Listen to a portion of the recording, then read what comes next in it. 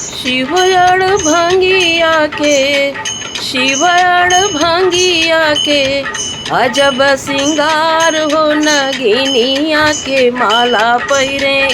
अजब सिंगार हो नगिनिया के माला पहिरे। भोला जी हमार हो नगिनिया के माला पहिरे। बहुत दमदार भजन है शिव जी का। साथियों सबको नमस्कार। अब अपना स्नेह जरूर दीजिएगा हमें।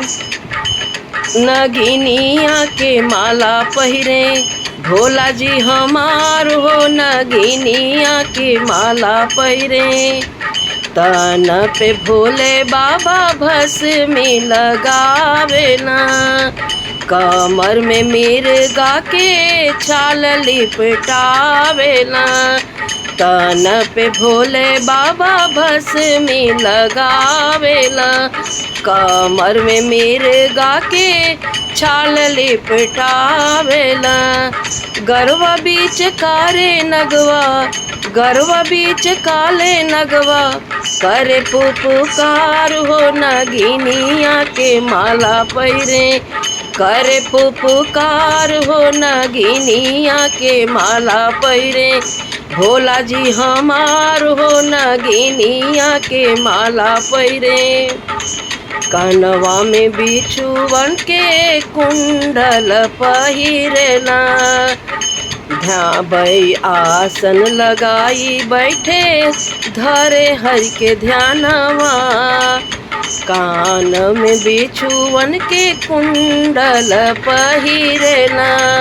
आसन लगाई बैठे धरे हरि के ध्यानवा। डमरू बजा के सबके डमरू बजा के सबके भरल भंडार हो नगिनिया के माला पहिरे। भरल भंडार हो नगिनिया के माला पहिरे। भोला हमार हो नगिनिया के माला पहिरे। माथे पे चंदा चमके करे उजियरवा। जटा से गंगा माई के निर्मल धारवा। माथे पे चंदा चमके करे उजियरवा। जटा से गंगा माई के बहे निर्मल धारवा। भांग धतूरा खाई के भांग धतूरा खाई के झूमे जहान हो नगिनिया के माला पहिरे। झूमे जहान हो नगिनिया के माला पहिरे।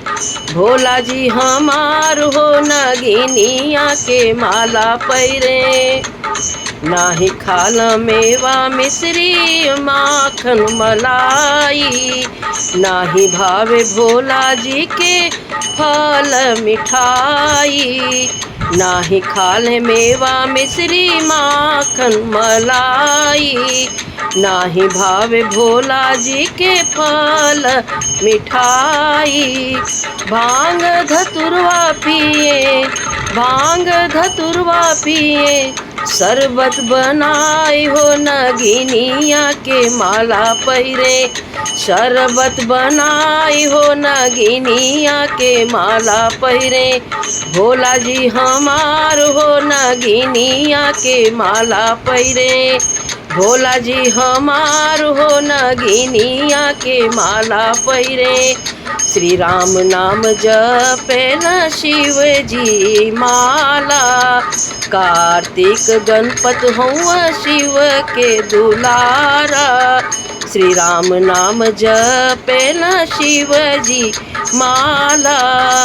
कार्तिक गणपत हुआ शिव के दुलारा। चढ़े बेल पतिया शिव के चढ़े बेल पतिया शिव के।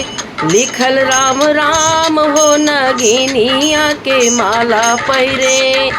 लिखल राम राम हो नगिनिया के माला पहिरे। भोला जी हमार हो नगिनिया के माला पहिरे। शिवयाण भांगिया के, शिवयाण भांगिया के अजब सिंगार हो नगिनिया के माला पहिरे भोला जी हमार हो नगिनिया के माला पहिरे।